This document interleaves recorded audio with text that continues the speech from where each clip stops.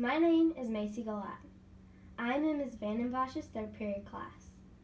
I will be interviewing my grandmother, Michele Tew, on behalf of my great-great-grandmother, Margaret Neely Weaver.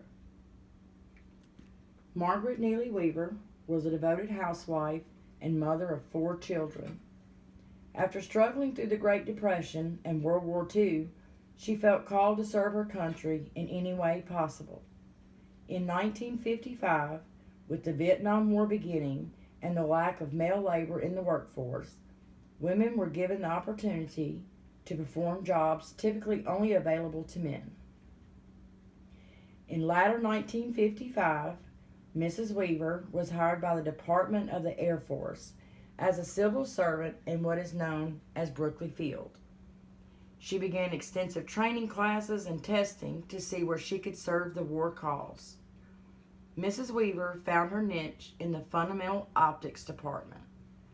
The purpose of this department was to build and manufacture aerial and ground cameras, periscopes, rangefinders, binoculars, and telescopes.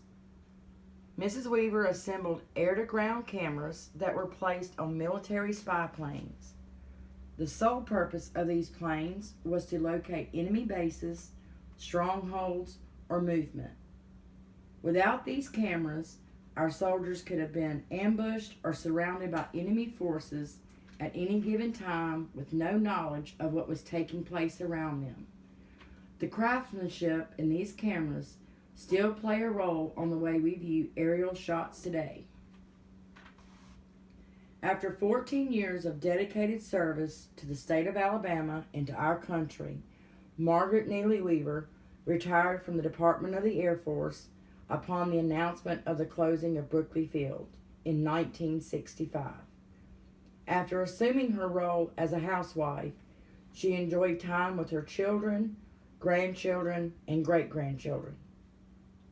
She passed away in 2009 at the age of 95, leaving her mark in the city of Mobile and in the hearts of everyone who knew her.